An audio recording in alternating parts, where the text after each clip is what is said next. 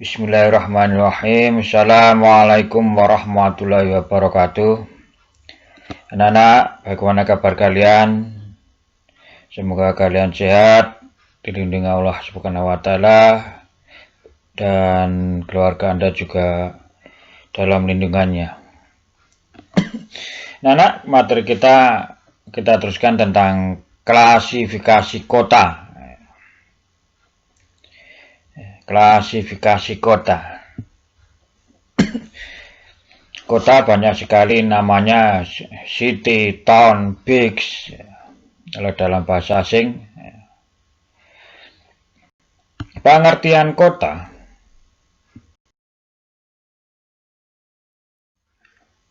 Bisa Anda lihat ini adalah kota Klaten.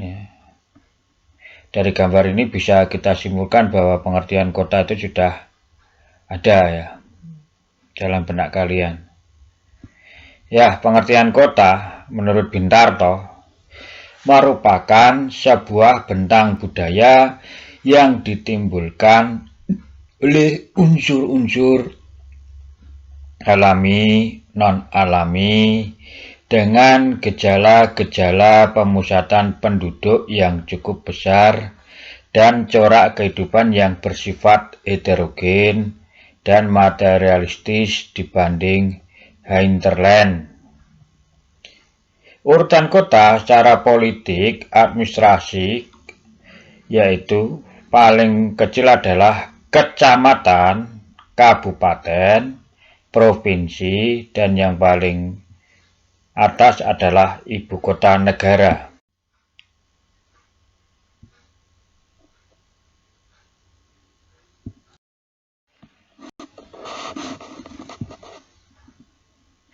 Ciri-ciri kota.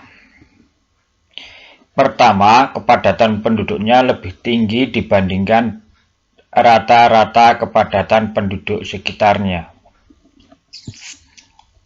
Kedua, kehidupan sehari-hari tergantung pada rasional atau bergantung pada objektivitas. 3. Penduduk pada lokasi atau tempat tersebut sebagian besar tidak bergantung pada sektor pertanian dan juga tidak tergantung pada aktivitas ekonomi primer. 4. Lokasi tersebut menjadi pusat kebudayaan, administrasi, dan ekonomi bagi wilayah-wilayah sekitarnya, atau istilahnya satelit. Perhatikan gambar, ini adalah kota Semarang lama. Karakteristik masyarakat dan kehidupan kota. Yang pertama, secara demografis atau kependudukan sangat heterogen atau beraneka warna, padat penduduknya.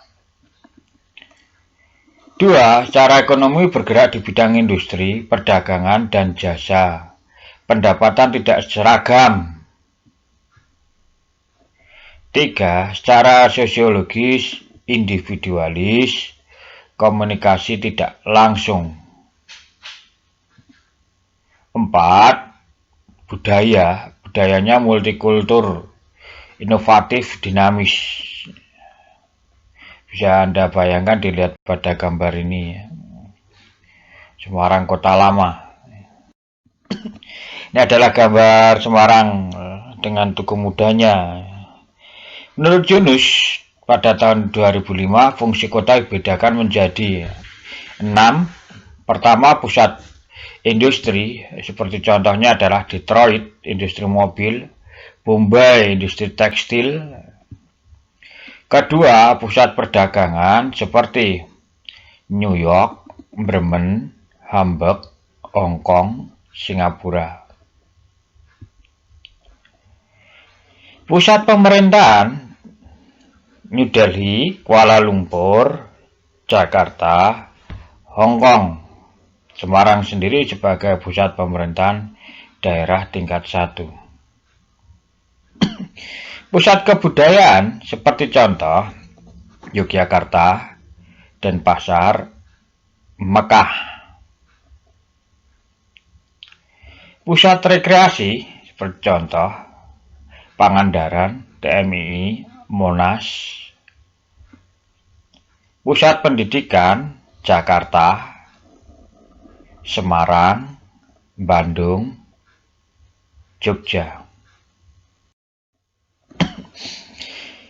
Dalam bukunya Yunus lagi dan bukunya Lili Sumantri, kota menurut tahap pertumbuhannya yang dikemukakan Lewis Moffat ada 6. Pertama adalah tahap Eopolis, tahap perkembangan desa yang sudah teratur dan organisasi masyarakatnya sudah memperlihatkan ciri perkotaan. 2. Tahap polis, cirinya kota masih bersifat agraris atau pertanian. 3. Tahap metropolis ditandai dengan sebagian orientasi kehidupan ekonomi penduduk mulai mengarah pada sektor industri. Contoh, Jakarta, Bandung, Medan, Surabaya, dan Makassar. 4. Tahap megapolis, suatu tahap di mana ukuran wilayah perkotaan sudah sangat besar. Dalam beberapa segi, kota ini telah mencapai titik tertinggi dan memperlihatkan tanda-tanda akan mengalami penurunan kualitas.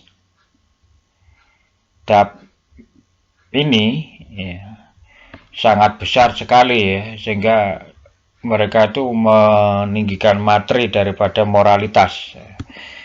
Kelima, tahap tiranopolis, ciri kehidupan masyarakat telah dikuasai oleh para tiran, penguasa, tirano, diwarnai kekacauan dan tingkat kriminalitas sangat tinggi, sehingga di pandangannya adalah semua adalah materi, tidak ada moralitas atau spiritual.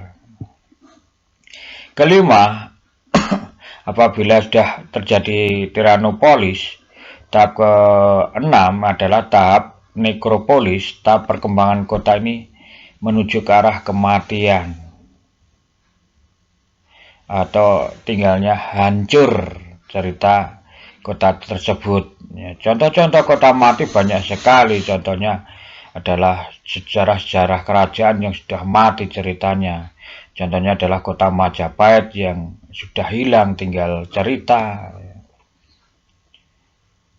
dan lain sebagainya. Struktur kota dasarkan pada perkembangan teori yang sudah ada 4, seperti yang pertama adalah teori konsentris dikemukakan oleh Ernest W. Burgess. Kemudian teori sektoral dikemukakan oleh Hyatt. Teori konseptoral ini adalah gabungan teori konsentris dan sektoral dikemukakan oleh Mann. Dan yang terakhir adalah teori pusat kelipatan ganda atau teori pusat kelipatan banyak.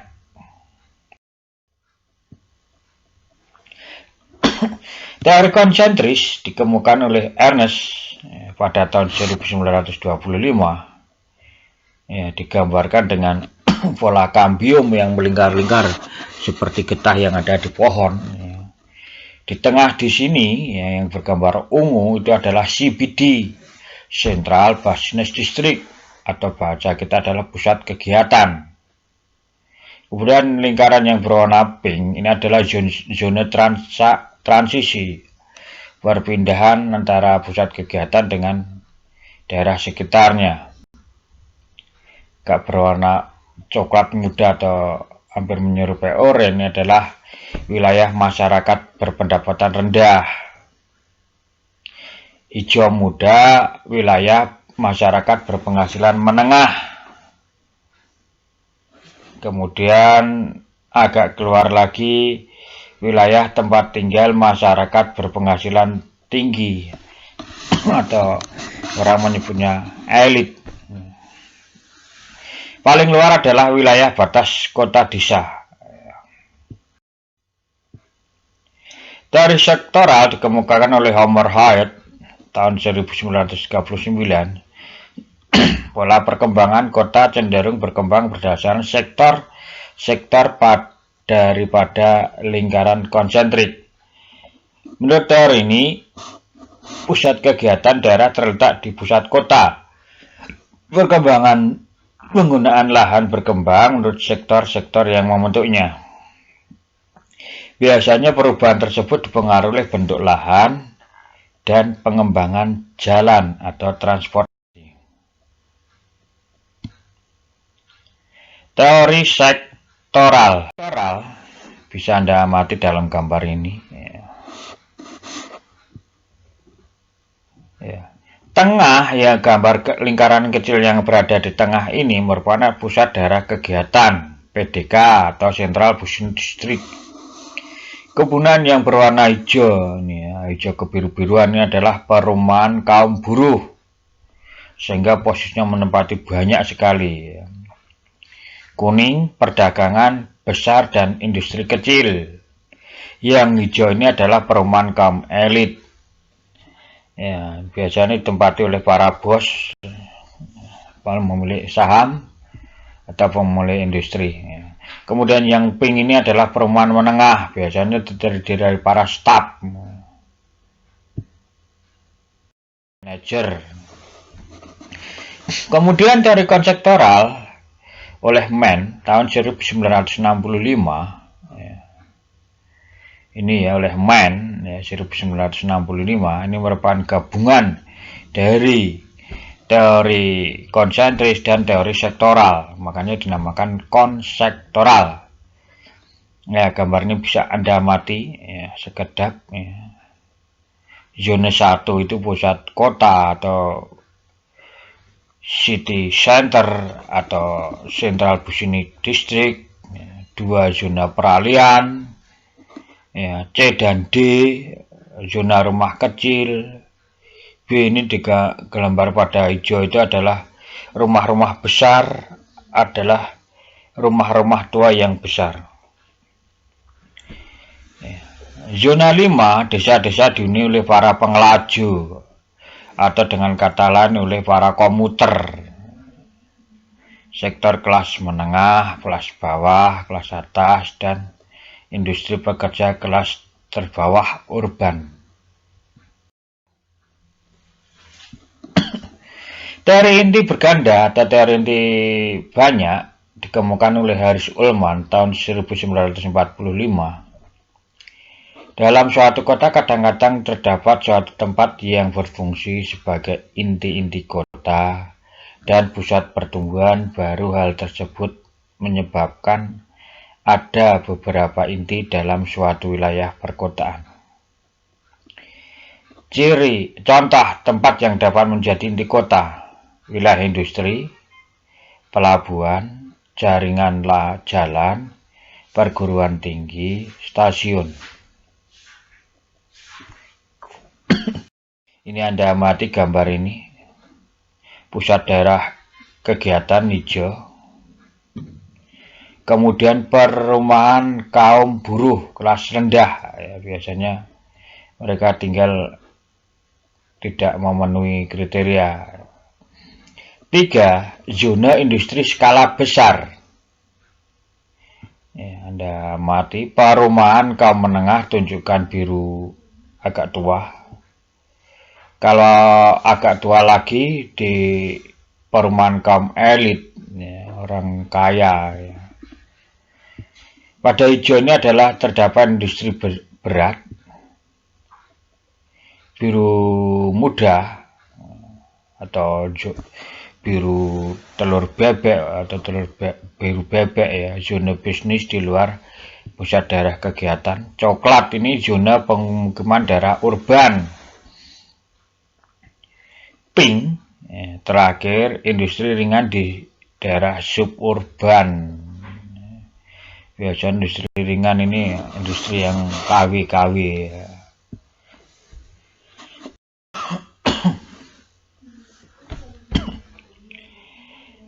Kemudian sangatlah banyak faktor yang ada di kota sehingga dapat menyebabkan keindahan kota dan sarana prasarannya, maka orang akan mengalami perpindahan dari desa ke kota untuk memperbaiki nasibnya. Sekarang kita bahas tentang faktor yang mendorong urbanisasi atau perpindahan orang dari desa ke kota. Yang pertama adalah kemajuan teknologi di perkotaan. Di kota ini semua teknologi sangat maju dalam komunikasi, dalam segala hal. Walaupun di desa sudah ada, tapi masih paling bagus adalah di kota. Semua yang maju ada di kota. Kedua, kota merupakan daerah industri yang memerlukan banyak tenaga kerja. Inilah di desa itu biasanya orang setelah lulus SMA itu paling banyak nganggur. Kalau ikut bantu petani itu sangat susah, maka mereka itu larinya adalah ke kota. Biasanya mereka paling banyak kerja di pabrik atau daerah industri. Ketiga, banyaknya sarana dan prasarana di kota, baik sarana kesehatan, hiburan, pendidikan, olahraga, dan lain sebagainya. Oke anak-anak, itulah kita bicara tentang kota, dan Anda sudah bisa membayangkan ya, Anda itu sekarang tinggalnya di daerah kota ya. Walaupun kota transisi ya, antara desa dengan kota, tapi Anda di SMA 1 itu sudah menunjukkan kota Klaten ya. Oke anak-anak, semoga Anda paham. Jikalau tidak paham, Anda bisa menuliskan komentar Anda di bawah ini pada kolom Google Classroom atau kolom YouTube ya. Oke anak-anak, sampai sekian. Saya yakin Anda bisa, dan berlatih terus karena Anda sudah kelas 12. Semoga Anda bisa mengikuti pelajaran dengan baik ya. Sekian. Assalamualaikum warahmatullahi wabarakatuh.